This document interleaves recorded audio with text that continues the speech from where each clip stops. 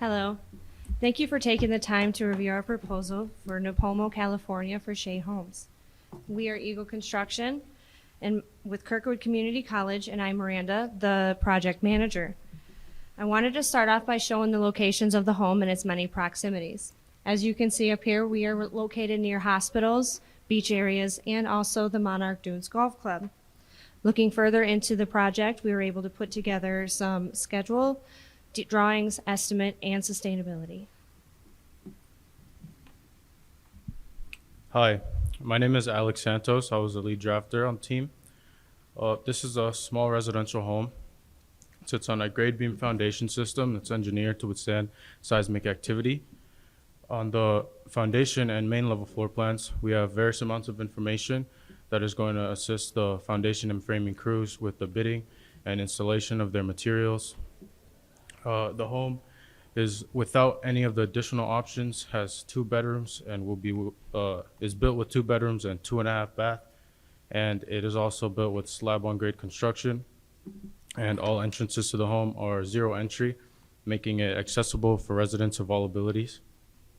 On the next slide, we have some details showing the grade beam foundation system that is going to be reinforced with rebar and anchor bolts, as well as a wall detail that is going to show your HDU5 Simpson strong ties that will be used to tie the wall down to the slab, as well as the Simpson shear wall panels that are going to be used in certain parts of the exterior walls of the home.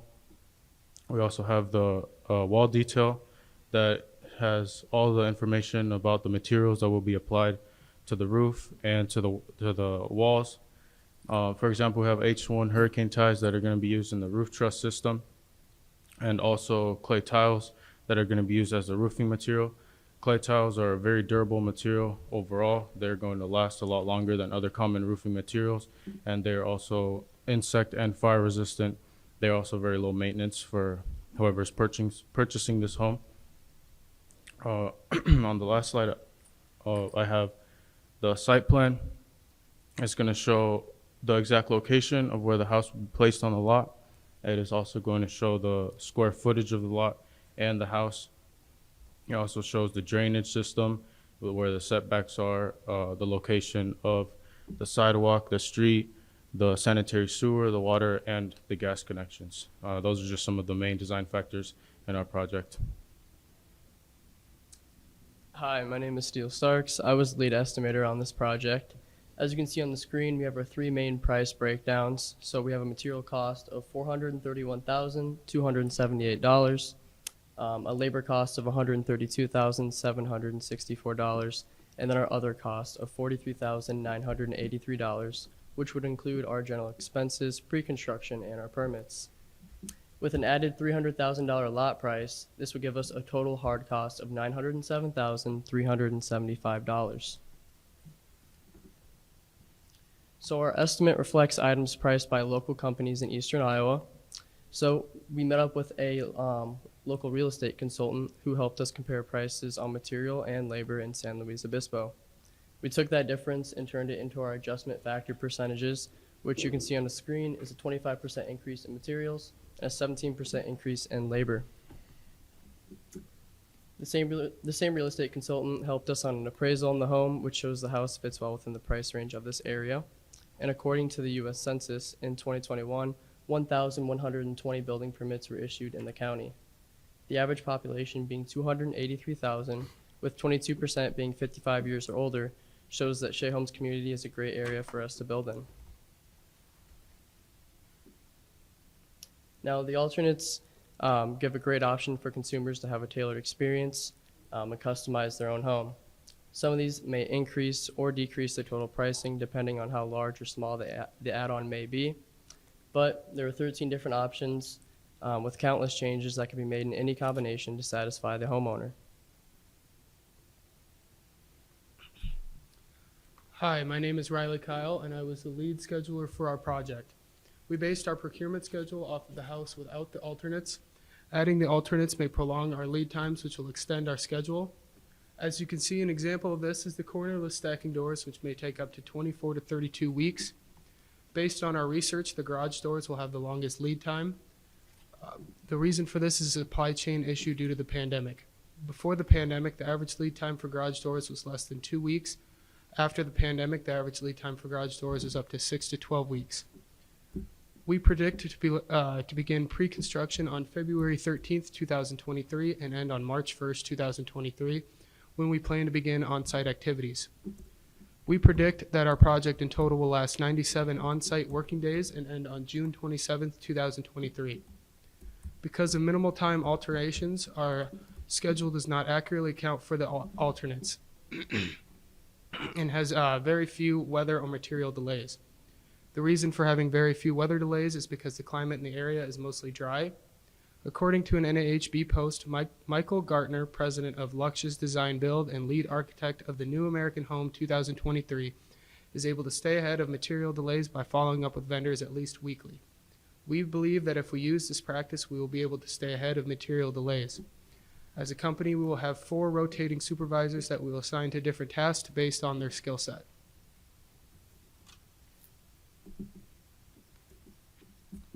Some of the other things that we considered for this schedule was not only just the weather, but also the amount of employees that will be on site.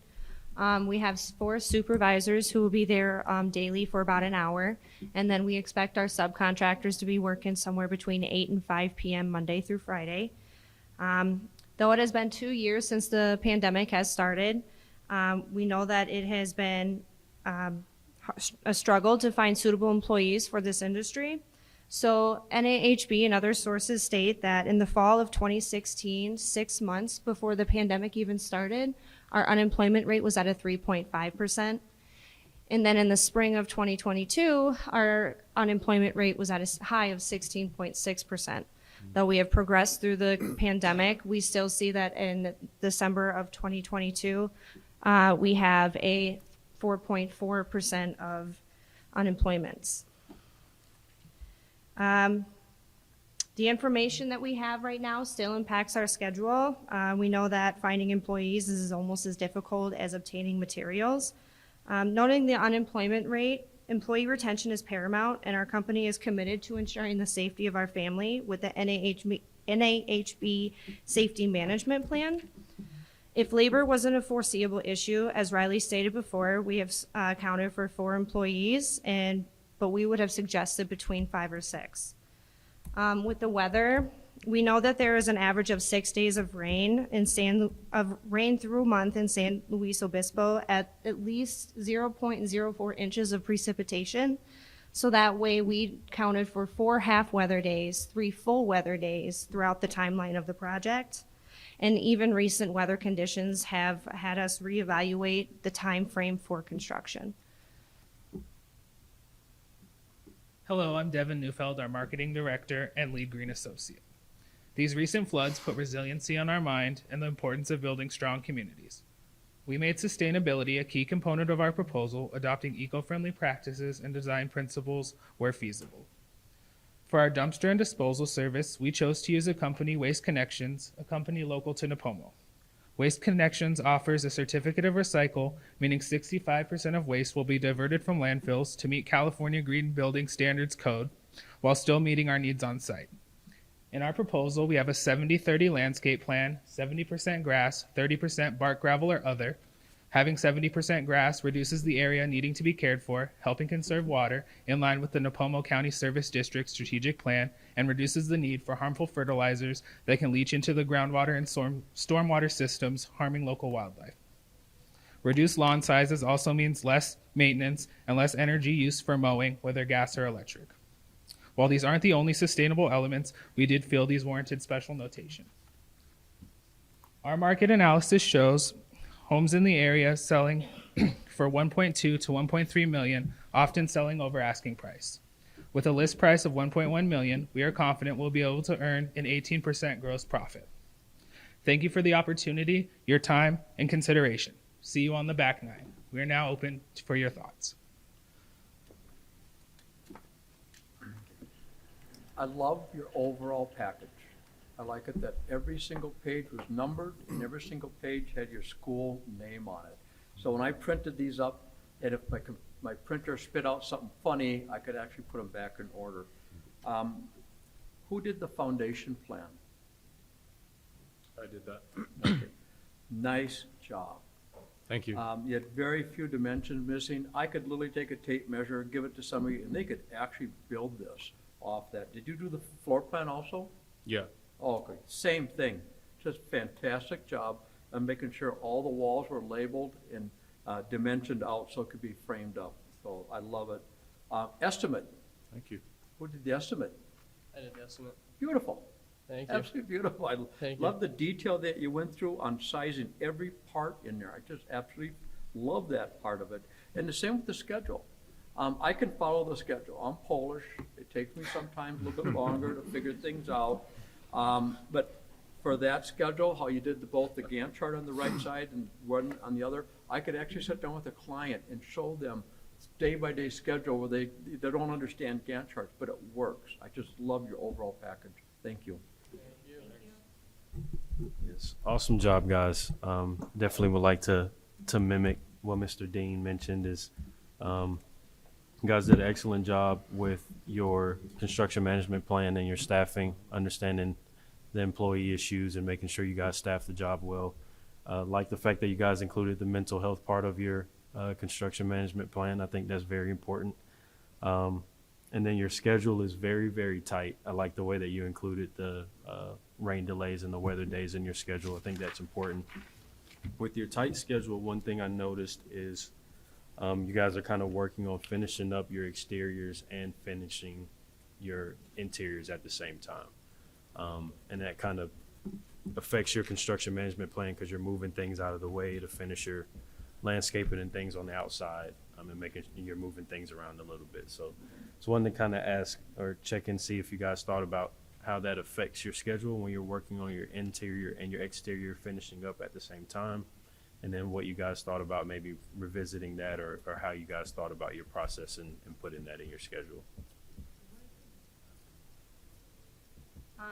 I do know that with the schedule, yeah, we had some things kind of coincide, work with each other. We do have somewhere in there as an other, where we would get like a storage area for like any extra materials or something to kind of help keep things out of the way and in hopes that it would keep things flowing. When it comes to any possible delays or anything like that, or people bumping into each other, I feel like that would be more of solve it at that time kind of issue. But we thought, that the 97 days was a pretty good thing to work with. So. Awesome. Yeah, just something to keep in mind, as it relates to access in and out of the house while you guys are, landscaping, pouring driveways, just trying to get your inside going while you're working on outside. I think you guys did a great job of making sure that something was happening on your schedule every day related to the exterior and the interior, which is something that a lot of people want to make sure of as it relates to how your schedule is built. So awesome job with that. Just kind of think about those things as it relates to access and if it causes anything with your contractors that may require them to want to come back or charge you a trip charge for coming and not being ready for them, so to speak. So awesome job. Overall, very good job. Excellent job on the submittals. You told me what I'm going to be receiving from all your topics, schedule, estimate, logistics, and then you told it to me and you kind of summarized it. So overall, very organized. And that's something I recognize right away.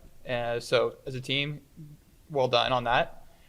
Getting into a few details, and you hit a few topics that are very critical right now in the industry. Lead times, especially with COVID.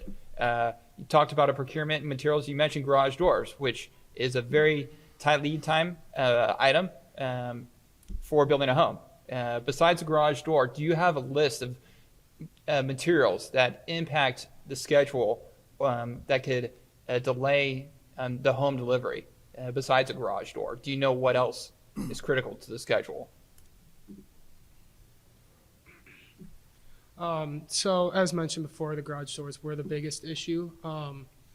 Other than that, there wasn't a whole lot usually. I mean, with COVID, that really did impact almost everything in our industry. But now that we're kind of hopefully on the back end of things, like to see some things kind of clear up and make it a little bit easier to get. Okay. Just to follow up on that specific, is there, if you have a garage door delay, how does it impact you then? It will set some things behind, but if we are able to move things and kind of move things around on the schedule, just like if there's something we can do beforehand, then we can do that. Just kind of shift some of the things around a little bit. That way we can kind of account for the garage doors when they actually do arrive. Okay. All right. Thank you. Regarding the estimate, first off, job well done on overall. You included the features. Knowing the client is very important. The community Trilogy in Monarch Dunes is targeted for demographics of 55 plus clientele. It's not age restricted, but that's the general individual personality and profile that is there. So regarding the estimate, the type of buyer, I'm going to get into this question, is the options. If they want all these options in their homes, which ones specifically did you include with the estimate that you are presenting, the total cost? Which out of those 13 options are included in your estimate? So in our estimate, I just did the base house. We did not include any of the alternates initially, but we have all 13 on the estimate as well. So if they want to look through and add one, then we could add it on and account for that. Okay. All right. Understood. When it comes to safety, I know there was a little topics on discussion on safety. What is your stance on protecting your trade, protecting the homeowners, since this is an active community where people live right next to the construction zone? What is your program to protect your personnel and the homeowners adjacent to you, the construction zone? So for our safety, we obviously make it a priority to make sure that everybody gets home safely. With the safety management plan, we've included that the packet, and it's I know that some of the we have contracted that the owners and stuff like that wanted to come in, that it would be a set time that they would come in. We would mark off any visitors or anything like that outside of that. Yeah. Sure. So we do plan on having the drone site trailer. We are kind of hoping that if we can get our garage doors on time, we can use that for secret storage before we finish the rest of the house. So we're trying to save as much materials from loss or theft as possible. That kind of organizing. Yeah. Partial. Okay. All right. Very good. All right. Thank you. Great job, guys. I think the submittal that you provided and the presentation from a perspective that you'd be looking to hire you guys was giving me a lot of confidence. You have a lot of things in there that just give me kind of the warm and fuzzy. You've got all the boxes checked for the stuff you need. I noticed that there were some things, one line in your proposal for the estimate about a white glove service for $650, and I'd love to hear more about what that entails. So the white glove service would be, so we're aiming for 55 years or older community. And a white glove service would kind of come in and they would run through all the technology that would be included in the house. So we've tried to make it as much technology, I guess, in the house as possible. So running a thermostat just from your phone, they'd be able to come in and explain that to them and show them how that would work. So. Smart. Yeah, really good idea. What about personnel? As you mentioned as well, it's times have changed. It's harder to get employees that you need. You mentioned you had 4 rotating supervisors. Maybe you could tell me a little bit about the difference in the roles between the 4, and then how you go about obtaining and attracting and retaining employees. So the supervisors would have different specialties. We want really as professional as we can get for certain areas of the building. So if we can get somebody that's an expert on electrical or plumbing, then we want those people. So it's just whatever they're good at, whatever they have the most knowledge about. When it comes to retaining employees, we just want employee benefits. We talked about mental health before. That I think is very important in keeping employees and just making sure that everybody is content with the company and just look forward to coming to work. And yeah. Thank you. Wonderful job. Outstanding job. I think I've got about a minute and a half or 2 minutes here, so I'll, Go ahead, take your time. we got a break after this. So you got 30? You got 30 minutes? Okay, my questions are gonna deal primarily with building materials and the way the drawings were drawn. So, looks like you're it, okay? Are these details from the wall sections, roof details and things, were they cut and paste from something? Or did you actually draft those? No, I actually drew those. There was one in the presentation that was cut and paste from the drawings that we were provided. That was for the Simpson shear wall panel. But other than that, Okay. I drew them. Can you explain to me what gosh, I can't even read it here, it's so small. Anti-ponding system is? The anti-ponding system? Yeah, you put it in your details, so I want to know if you knew what you were drawing. But actually, I'm not familiar with the anti-ponding system. Was that in the It's the wall detail? Yeah, the roof edge detail. It's on one of your Did you details. Could any of you answer that, anti-ponding system? Oh, okay. So that was what we used through manufacturing. Okay. I noticed on your wall section detail, this could be for anybody here, you've got MASA foundation anchor, MASA anchor. Can you explain that? The anchor. So for the anchor bolts, that was just what we were provided as well for the structural details in the drawings that were provided for us. So I kind of just drew those onto some of the sections that I drew for the grade beams. Okay. Be careful that you know what you're drawing. Yeah. They're very important that you know, because anybody could push a mouse around it, Yeah. or hit F1 and you get a wonderful 3D, but you don't know what a true height line is, right? Or something like that. Yeah. One more question. What system did you use to draw your site plan? Polar coordinate or azimuth? We used polar coordinates Okay. for the site plan. All right, thank you. Is that your 30 minutes, Mr. Scott? Oh, I can go on. Oh, did you move it to 30? I wanted to give you a little more time. I'm just kidding. Thank you, guys. Appreciate it. Very good.